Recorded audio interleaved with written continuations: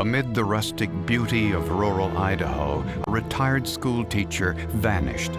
But even though he was missing, his bills were paid on time and he continued to correspond with his family. But they couldn't contact him, making this one of the most bizarre missing persons cases in U.S. history.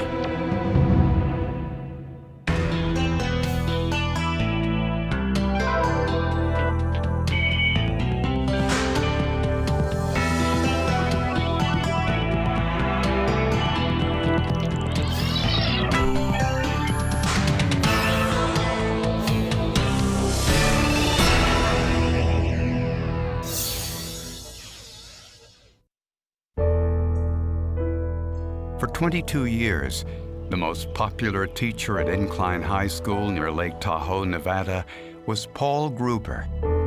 It was his passion for travel that fueled his love of foreign languages. He loved that he could go to these places and speak their language, and he emphasized that very much, that was really one of the main benefit of learning a foreign language, is that traveling the world, you could take care of yourself. I went to Mexico with him my junior year of high school.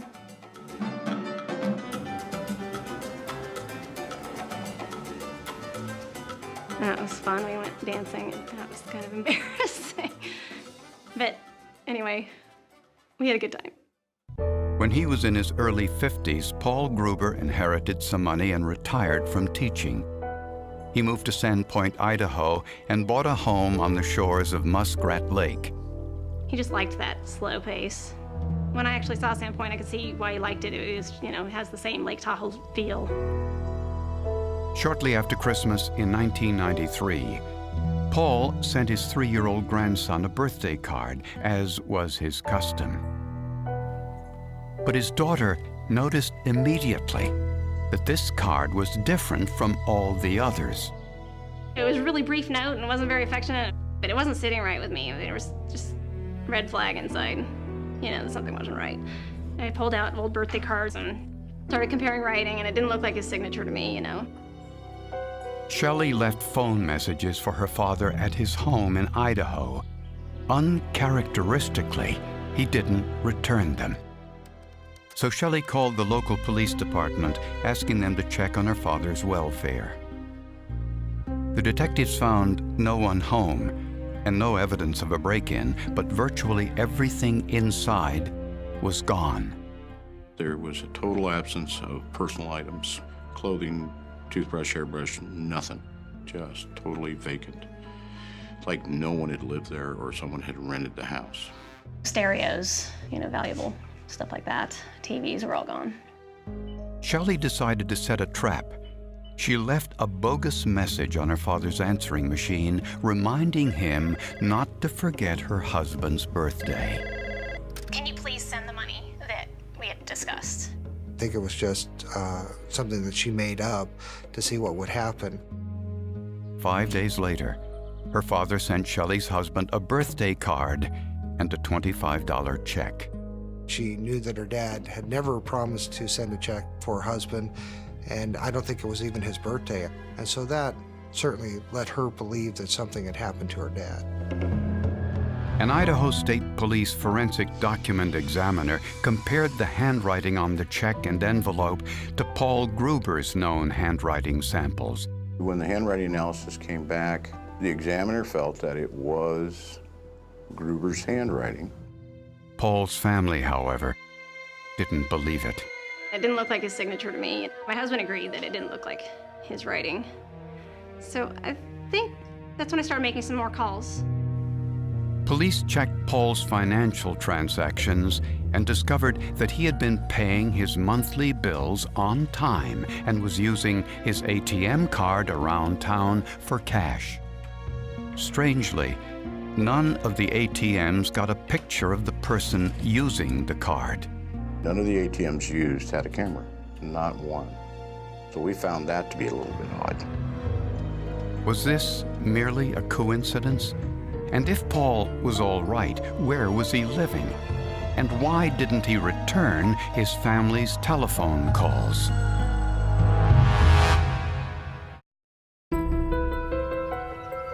Shelley Kepley was convinced that something sinister had happened to her father, Paul Gruber. On a hunch, Shelley called the post office in Sandpoint, Idaho, and asked them who was picking up her father's mail from his post office box. A security camera provided a partial answer. Unfortunately, somebody probably knocked it askew so that all we got was a silhouette of the person who entered in and went into his post office box. The silhouette wasn't Paul Gruber. To some people in town, it looked like 43-year-old Darryl Kuehl, a local handyman who had been doing work for Paul. A comparison between the silhouette and Kuehl's picture confirmed it. Kuehl, from what we could tell, had lived in California and possibly Washington, had a large family, wife, and 6, 7 kids. Kuehl admitted he had been picking up Paul's mail. He said Paul asked him to before leaving for a trip to Canada. Investigators showed Kuehl a photograph of Paul Gruber, and incredibly, Kuehl didn't recognize him. He said this wasn't the Paul Gruber he knew. Somebody pretended to be Paul Gruber to Darryl Kuehl, hired Darryl Kuehl to be a caretaker. So we asked him if he would provide us with an artist sketch, police sketch of the person. What side of the person's face did you see the best? Investigators took Kuehl's description and keyed that information into a computer program called CompuSketch. I'm entering the answers that they provide to the question, and so the computer, with those answers, generates that sketch. Kuehl provided feedback on the first image to improve the likeness. I want to change one item at a time. That way, if it's the nose that's the problem, we can pinpoint the nose. Or if the eyes don't match the nose, we can pinpoint that. Could be average hour to 2 hours to go through it. When finished, police released this composite sketch to the media, hoping to find the man who had assumed Paul Gruber's identity. But no one called. Months went by, and there was still no sign of the real Paul Gruber either. We still didn't know where Gruber was at. We hadn't located him. We weren't even sure that anything had happened to this man. Police continued to keep a close eye on Paul's house and searched the property repeatedly, even using cadaver dogs. But something inside the house bothered Detective Sergeant Valdez. A small rug in the foyer had been glued to the floor. That just drove me crazy. I couldn't figure out why anybody would glue a rug to the hardwood floor. That's crazy. My wife would kill me if I did something like that. So we tore it up. Under the rug, investigators found a small gouge in the wooden floor. It looked like a bullet had ricocheted and hit the floor. Tests of the wood were positive for the presence of lead. Police used luminol and discovered there had been blood on the floor near the bullet mark and elsewhere. We started spraying up the door, and you could see white marks about halfway up the door. I mean, they stand out. If you use bleach or anything else, they stick out real well. DNA testing proved that the blood was Paul Gruber's. But where was the body? We don't have a Gruber. We don't have a body. We can't prove the man's dead. Darryl Kuehl, a 43-year-old handyman, said this man identified himself as Paul Gruber and hired him to take care of the Gruber property while he went away on vacation. This man was obviously an imposter. And no one had heard from the real Paul Gruber for months. They continue on with the investigation. The number one thing that they're looking for is a body, trying to figure out where the body of Paul Gruber is. As for Darryl Kuehl, he was well respected in the community and had no criminal record. However, a search of his finances showed he recently deposited over $20,000 into his checking account.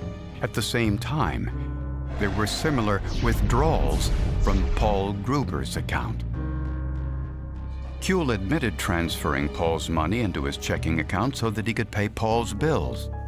None of that, to me, rang true. I have a lot of friends. I don't have any friends that are, I'm going to go out and pay their bills for them at $500, $600 a whack that I just met. The only evidence detectives had were the birthday cards and checks Paul Gruber sent to his family while missing. A forensic document examiner concluded that the handwriting on those birthday cards was consistent with the real Paul Gruber's known handwriting samples. Paul's family disagreed. I was absolutely persuaded that it wasn't. So it's hard when you got experts saying, yes, it is, and you're like, no, it's not. So the materials were sent to another forensic examiner for a second opinion. Once I knew what his signature looked like, what his subconscious characteristics were, then I took some of the question material, looked at it, and it didn't take long to see if it was counterfeit or if it was valid. The most striking part of the examination was the writing of the letter P. Paul Gruber consistently had a large loop in this letter, yet in the question documents, the P's were different. The loops weren't as well formed. They were completely missing or they were elongated. Floberg also noticed that Paul Gruber wrote his M's and N's much differently than those in the question document. He concluded that Paul Gruber did not write these documents. The signatures did look pretty close to the victims. I believe a lot of practice had gone into duplicating the victim's signatures. His downfall, however, was that there's a lot more writing that goes into a birthday card and an address. Next, Floberg analyzed Darryl Kuehl's handwriting to see if he had written the checks and birthday cards. He noticed that Kuehl used the same closed loop on the capital P and other capital letters, and Kuehl wrote his F's in virtually the same way as the question document.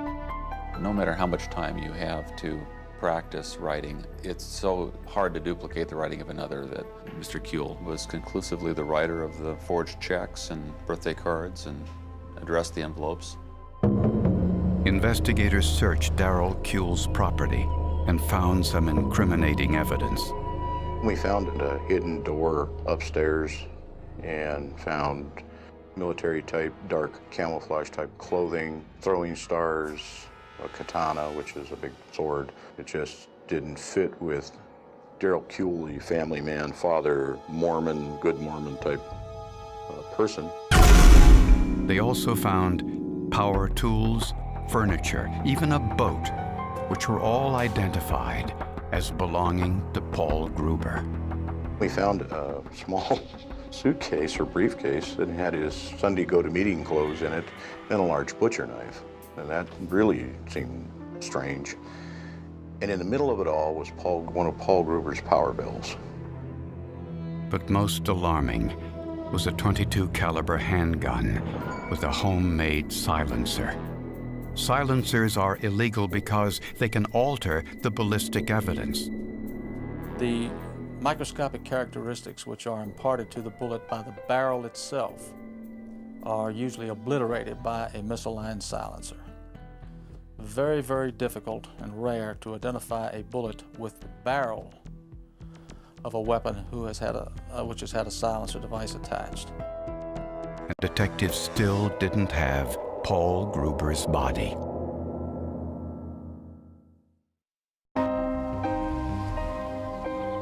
"18 months after Paul Gruber disappeared, investigators searched his house yet again. This time, in a basement crawl space, they found a shallow depression that wasn't there before. The ground had apparently settled. We worked for 2 days. We sifted every 5-gallon bucket full of dirt. We went square by square, a couple of feet at each square in a pattern. We finally exposed what appeared to be an air mattress and eventually confirmed that there was a body inside. The body was identified as Paul Gruber. he had been shot 4 times. The medical examiner removed several .22 caliber bullets from Gruber's body. But they didn't match test fires from Darryl Kuehl's .22 caliber handgun or his silencer, which can impart its own characteristics on the bullet. Any slight change in the positioning of that silencer relative to the weapon will cause the bullet to strike different parts of the silencer from shot to shot. And once that occurs, you're not going to make an identification. Nevertheless, investigators had more than enough evidence to charge Darryl Kuehl with murder. Kuehl's first order of business was to plan his escape. An inmate testified that Darryl Kuehl had offered him money and a car to kill the prison transport officers who were taking Darryl back. This person was getting out of jail before Darryl was going to be transported. $5,000 for me and $5,000 for Harvey and $5,000 for Howard. We thought we were going pretty cheap there. Kuehl thought he'd soon be a free man, but the investigators knew better.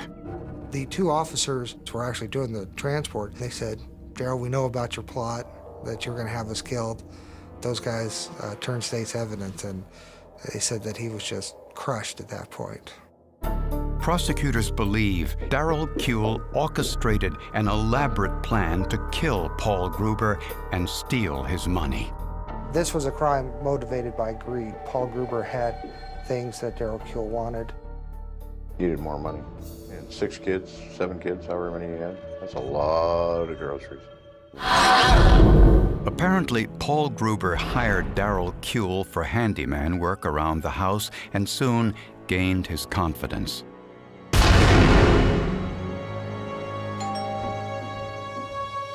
Sometime after Christmas, prosecutors believe Kuehl went to Paul's home, armed with his .22 caliber handgun, and shot him 4 times.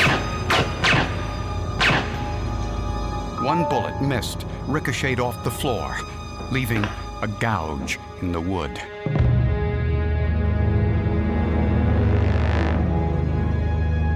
Luminol tests show that he dragged Paul's body into the crawl space, wrapped him in plastic, and buried him underneath his own house. Kuehl cleaned the blood from the floor and glued the rug over the gouge created when the bullet ricocheted.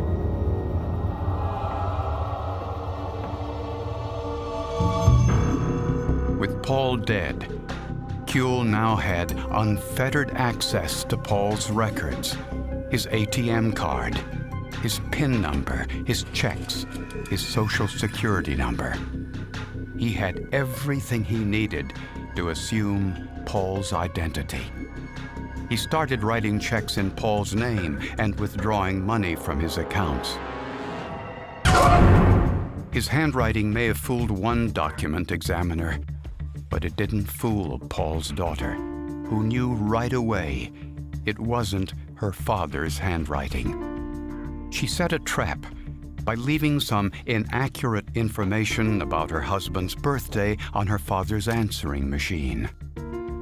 Kuehl fell right into the trap, sending the birthday card on the wrong date. It was a takeover homicide where it wasn't just a homicide, but afterwards the suspect took over the life of the victim, financial matters, paid bills, paid the mortgage, wrote out checks and birthday cards to their grandkids, tried to keep the persona of the victim alive so that he could extract more funds from the victim. At his trial, Darryl Kuehl insisted he was innocent. He denied signing Paul's name on his checks and sending the birthday cards to Paul's family. He pointed to the opinion of the first forensic document examiner as proof. So what did prosecutors do? They asked scientists to swab the back of the stamp on the birthday cards, and they found saliva. Its DNA matched Darryl Kuehl. There was roughly 1 million people in Idaho, so when you have a 1 in a million on a DNA, that tells you that if everybody in Idaho is in the same room, this is still the only person it could be. I felt a lot happier to know that I wasn't going to be the only one testifying to the identity of the writer, but also the DNA was going to corroborate my findings. After a 3-week trial, Kuehl was convicted of first-degree murder, grand theft, and forgery. He was sentenced to 25 years to life in prison. At first, we're skeptical. The handwriting tells us, don't be skeptical, keep digging. Later on, we find evidence of blood, have confirmed for us that yes, you have blood here, yes, you probably have a crime scene, putting us on the right track. And lastly, the DNA. I think that's the nail in the coffin right there.